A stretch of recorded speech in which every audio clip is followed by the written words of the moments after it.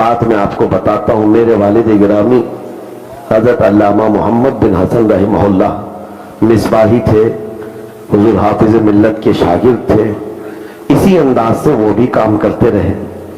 خاموش بیٹھ کر کے ایک جگہ پر انہوں نے دین کا کام کیا. ایک مرتبہ میں نے ان سے کہا تھا کہ اتنے سارے آپ نے کام کیے, دارالعلوم کی بنیاد بھی رکھی, بہت ساری چیزیں, لیکن لوگوں کا ساتھ وہ نہیں رہا. آخری عمر تھی ان کی, اور اس وقت میں نے کہا کہ آج یہ لوگ سب فراموش کر گئے آپ کی خدمات کو. آپ کو یہ جانتے نہیں اور مجھے تو جانتے ہیں بہت سارے. تو وہ ہنس کر کے کہے, مسکرا کر انہوں نے کہا کہ سب کچھ یہاں مل جائے تو پھر آخرت کا کیا ہے. یہ وہ لوگ ہیں جو اپنی خدمات آخرت کے لیے محفوظ رکھے ہیں. اللہ کریم ان کے صدقے ہمیں بھی آخرت کا کثیر حصہ عطا فرمائے. میں مختصر بات عرض کروں, اور یہاں جتنے لوگ بیٹھے ہوئے ہیں توجہ سے محفل کو بھی دیکھ لیں, اور کیمرے والا بھی خاص طور پر گھما کر کے بھی دکھا دے سارے لوگوں کو, کہ کچھ لوگوں کو ایسا لگتا ہے کہ سلمان اظہری بہت بڑے بڑے کانفرنسوں میں ہی صرف جاتے ہیں اور بڑے بڑے جلسے ہونے چاہیے, بہت لاکھوں کی پبلک ہو وہاں جاتے ہیں. یہاں جتنے لوگ بیٹھے ہوئے ہیں ان کو اندازہ کریں, میرا مشن یہ نہیں ہے کہ ہزاروں کی تعداد ہو. میرا مشن یہ ہے کہ 4 لوگ بھی میرے نبی کی بات کرنے والے ہوں, میں پہنچ جاؤں گا. بس بات رسول کریم صلی اللہ علیہ وسلم کی ہو. ہمارے لیے جگہ اور تعداد کوئی معنی نہیں رکھتی ہے. ہم ہر جگہ پہنچے ہوئے ہیں, یو پی کے, بہار کے, جھارکھنڈ کے, ایسے ایسے علاقوں میں جانا ہوا ہے. آج کے اس ٹیکنالوجی کے دور میں آپ کو کہتا ہوں, جہاں گھر بھی نہیں, آج لوگ لکڑیوں کے گھروں میں رہتے ہیں, ہمیں بھی انہی گھروں میں رکائے ہیں. لوگوں کو صرف ہمارا پلین میں جانا آنا دکھتا ہے, لیکن وہاں کے حالات ہم جانتے ہیں. یہ تمام چیزیں صرف اس لیے عرض کر رہا ہوں کہ اپنے ذہن و دماغ سے یہ بات نکالیں, دین کی خدمت کے لیے ہم ہر گھڑی تیار ہیں. اللہ کریم اس جذبے کو سدا سلامت رکھے. آپ کو معلوم ہوگا بچپن سے ہم ایک نعرہ لگاتے رہتے ہیں.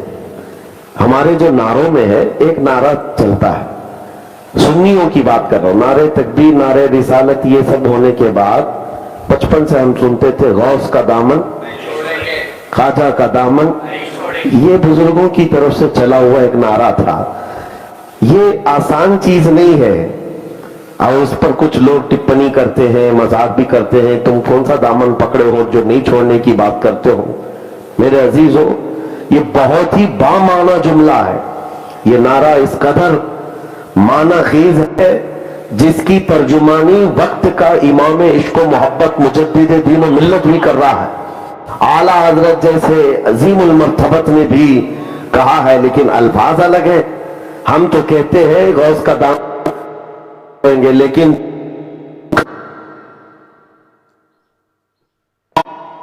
مجھ کو نسبت میری گردن میں بھی ہے دور کا ڈورا تیرا.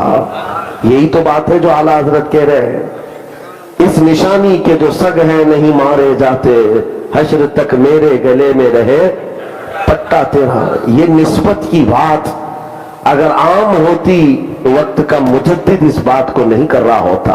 انہیں اندازہ ہے کہ یہ عظیم نسبت جس کے ساتھ ہے وہ ممتاز کر جاتی ہے. واقعات آپ کے ذہنوں میں سب ہیں, سنی ساری چیزیں سنتے ہیں. میں میرے استاد گرامی اور میرے مرشد گرامی حضور تاج الشریعہ رحمۃ اللہ تعالیٰ علیہ سے ایک بات سنا. غوث پاک کا واقعہ اکثر لوگ سناتے ہیں کہ ایک چور آیا چوری کرنے کے لیے, اور چوری کرنے کے لیے جب اندر آیا تو اس کو ملا کیا, آپ کا جبہ ملا. جبہ ملا, جبہ چوری کر کے جانا چاہتا تھا, لیکن اسی اسنا میں حضرت خضر علیہ السلام کی آمد ہوئی, اور سرکار غوث پاک رضی اللہ تعالیٰ عنہ آرام کر رہے تھے. اٹھ گئے, چور اندر دروازے کے پیچھے تھا, لیکن چوری کے لیے اٹھایا کیا تھا, قیمتی جبہ اٹھایا تھا. غوث پاک رضی اللہ تعالیٰ عنہ سے حضرت خضر نے پوچھا کہ بصرہ کے کتب کا انتقال ہو گیا, وہاں پر کس کو منتخب کیا جائے؟ آپ نے فرمایا دیوار کے پیچھے جو کھڑا ہے اس کو لے جائے. واقعہ آپ کو پتا ہے, حضرت فرمایا کرتے تھے کہ یہ مت سمجھ لینا کہ یہ اچانک ہونے والی بات تھی، اچانک ہونے والی بات نہیں تھی. اس چور کو قطب کے درجے پر پہنچایا گیا اس لیے کہ ہاتھ میں جبہ تھا غوث پاک کا.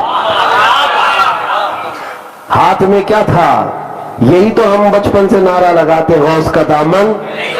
ہاں، یہ دامن جب ہے تو پھر چور بھی قطب بن سکتا ہے، چور بھی قطب بن سکتا ہے، صرف دامن ساتھ میں ہو، نسبت ساتھ میں ہو.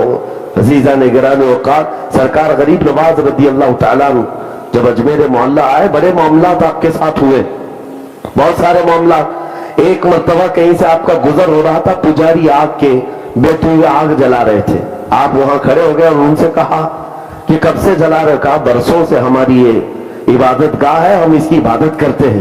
سرکار غریب نواز رضی اللہ تعالیٰ عنہ نے اس پجاری سے کیا کہا؟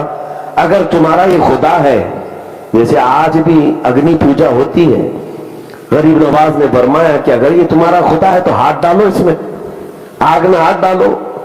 پجاری نے کہا نہیں، آگ کی فطرت ہے جلانا، وہ تو جلائے گی، ہم اس کو بھگوان مانتے ہیں، عبادت کرتے ہیں، یہ ہمارا عقیدہ ہے، لیکن یہ جلانا ہے تو جلائے گی. سرکار غریب نواز فرماتے بچپن سے تو پوجا کر رہا ہے، عبادت کر رہا ہے، تجھ کو نہیں چھوڑتی، تجھ کو بھی جلاتی ہے. تو پجاری کہا بابا بڑی یہ اس طرح کے فلسفے کی باتیں مت کرو، ہمیں گمراہ نہ کرو، آگ کا اثر ہے جلانا، جلاتی ہے. لیکن سرکار غریب نواز نے کہا نہیں، آگ کا اثر ہے جلانا، لیکن اس وقت تک نہیں جلاتی جب تک میرا خدا نہ کہے، اثر دینے والا میرا خدا ہے. تو اس نے کہا اگر اتنا تمہارے خدا پر یقین ہے تو تم ہاتھ ڈالو نا، مجھ سے کہہ رہے ہو تم ہاتھ ڈالو. سرکار غریب نواز نے جب یہ چیلنج سنا تو اس وقت آپ تیار ہو گئے. آگ کا بڑا تنور تھا، پجاری جو بیٹھا پنڈت، اس کے گود میں چھوٹا سا بچہ تھا، اور بچے کو حضرت غریب نواز اٹھاتے، کافر کا بچہ، کافر یعنی ماحول اسی طرح کا رہا ہوگا، اٹھایا اور غریب نواز آگ میں چلے گئے. بچے کو کیوں اٹھا لیا؟ اس کا تو بچہ تھا، لے کر کے آگ میں چلے گئے. اور اس پجاری نے واویلا مچایا، ارے یہ درویش، یہ فقیر آیا، آگ میں خود بھی چلا گیا، میرے بچے کو بھی لے گیا ہے. کافی دیر ہو گئی، لوگ جمع ہونے شروع ہوئے، جگہ جگہ سے لوگ آئے اور بہت سارے پجاری پنڈت سب آئے. کافی دیر کے بعد سرکار غریب نواز اپنا دامن جھاڑتے ہوئے آگ سے صحیح سلامت باہر آ گئے. ایک بات یاد رکھیں، اللہ کا ہر ولی کسی نہ کسی نبی کا پرتو ہے. سرکار غریب نواز حضرت ابراہیم خلیل اللہ کے پرتو ہے. تو جب باہر آئے، آگ کچھ نہیں جلائی، صحیح سلامت تھے. کافی وہاں پر موجود لوگوں نے اسلام قبول کیا، ایمان لائے. بچہ پنڈت نے، پجاری نے لیا اور اس کی پیشانی پکڑ کر دیکھا، آگ کی گرمی بھی نہیں ہے، آگ کی گرمی بھی نہیں ہے، لے کر کے چومنے لگا. یہاں پر فرمایا جاتا ہے بچے کا کون سا کمال تھا، بچہ کون سا متقی اور پرہیزگار ولی تھا، وہ کیوں نہیں جلا؟ غریب نواز تو اللہ کے ولی تھے، ان کو آگ نہ جلائی، بچے کو کیوں نہیں جلائی؟ یہ تو پنڈت کا تھا. فرمایا گیا بات یہ ہے کہ ہاتھ میں کس کے تھا؟ آگ نہیں جلائی، ہاتھ میں کس کے تھا؟ سرکار غریب نواز کے. یہی تو ہم کہتے خواجہ کا دامن. جب یہ نسبتیں ہیں تو میرے عزیزوں اس کو معمولی مت سمجھنا، یہ بہت عظیم نسبتیں ہیں، اور انہی باتوں سے آج ہمارا ایمان محفوظ ہے، ایمان محفوظ ہے. میں اپنی آنے والی جنریشن کے لیے بھی یہ بات ہمیشہ کے لیے، نوجوانوں محفوظ رکھ لو، تم جس دنیا میں ابھی زندگی گزار رہے ہو، یہاں پر لوگوں کا ایک کانسیپٹ یہ بنا ہے کہ سارا دین گوگل میں ہے، سارا دین انٹرنیٹ پہ ہے. یہاں پر انجینئرز بھی آ گئے ہیں، ڈاکٹر بھی آ گئے ہیں، پروفیسر بھی آ گئے ہیں جو دین کی تشریح کر رہے ہیں اور دین کی دھجیاں اڑا رہے ہیں. ہمارا کالج میں جانے والا نوجوان وہ یہی سمجھتا ہے کہ یہ دین بہت اچھا جانتے ہیں، جو ریفرنس نمبر کے ساتھ ہمیں بتاتے ہیں، حدیث نمبر یہ ہے، آیت نمبر یہ ہے، ریفرنس نمبر کے ساتھ بتاتے ہیں، یہ دین کے بڑے عامل لوگ ہیں. اگر تمہارا یہ ذہن بن گیا تو آگے چل کر کے جو دین تمہارے پاس رہے گا وہ ایسا کھچڑا دین، ایسا کھچڑا کہ تمہیں سمجھ میں نہیں آئے گا. ایک بات یاد رکھو، ہمارے پاس محفوظ دین وہی ہے جو ان اولیاء سے چل کر کے آیا ہے اور سینہ بسینہ چل کر کے آیا ہے. ان اولیاء کاملین کے ذریعے سے جو دین پہنچا ہے وہ رسول اللہ صلی اللہ علیہ وسلم کا وہ پاکیزہ دین ہی ہے. باقی یہ تشریحات کرنے والے جتنے بھی آتے رہیں گے، ان کی متعلق حدیث پاک میں پہلے سے بشارت دی ہے میرے آقا نے۔ حضور پاک صلی اللہ تعالیٰ علیہ وسلم نے ارشاد فرمایا آخر زمانے میں کچھ ایسے لوگ آئیں گے جو قرآن کو ایسے پڑھیں گے تم سے بہتر لگے گا، لیکن قرآن ان کے حلق سے نیچے نہیں جا رہا ہوگا۔ یہ حضور اکرم صلی اللہ علیہ وسلم نے ان کی علامتیں بھی بتائی ہیں۔ وہ ایسی ایسی باتیں تمہارے سامنے لا کر رکھیں گے تمہارے باپ داداؤں نے بھی نہیں سنا ہوگا، اور تم فریفتہ ہو جاؤ گے ان کے پیچھے۔ نہیں، دین جو ہے انہی بزرگوں سے جو چلا ہے وہی ہمارا محفوظ دین ہے۔ اگر حضرت عبداللہ ابن مبارک رضی اللہ تعالیٰ عنہ فرماتے ہیں کہ اگر یہ اسناد نہ ہوتی تو دین ہی نہیں ہوتا۔ اسناد کس کو کہتے ہیں؟ یہ اولیاء کا سلسلہ ہے۔ نبی پاک صلی اللہ علیہ وسلم کی ایک حدیث بیان کرنے کے لیے امام بخاری کبھی کبھار 12 کبھی 13 لوگوں کا وسیلہ لیتے ہیں کہ مجھ کو انہوں نے بیان کیا، ان کو انہوں نے بیان کیا، ان کو انہوں نے بیان کیا۔ یہ جو اسناد ہے، یہ جو اولیاء کاملین ہیں، یہ ہمارے دین کے وہ ستون ہیں کہ ان کو ہٹاؤ تو دین کھوکھلا ہو جائے، دین ہی نہ رہے۔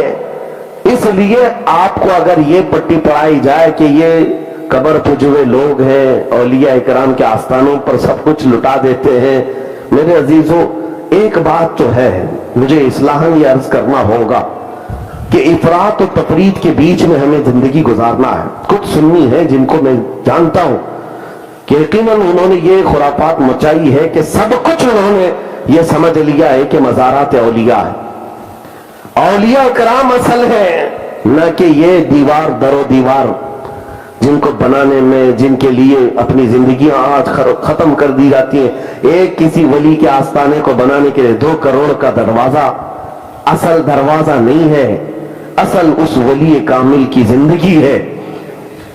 حضرت سید نجیب میاں ادام اللہ اقبالہ مارا متحرہ میں ابھی کل کی پرسوں کی رات آپ نے پیغام دیا کہ افسوس یہ ہے، المیہ یہ ہے کہ ہمارے بزرگوں کو، جو لوگوں کو چاہیے تھا کہ ہمارے بزرگوں کو حاصل کرتے، ان کو منوں پھولوں کے نیچے دبا کے رکھا ہے۔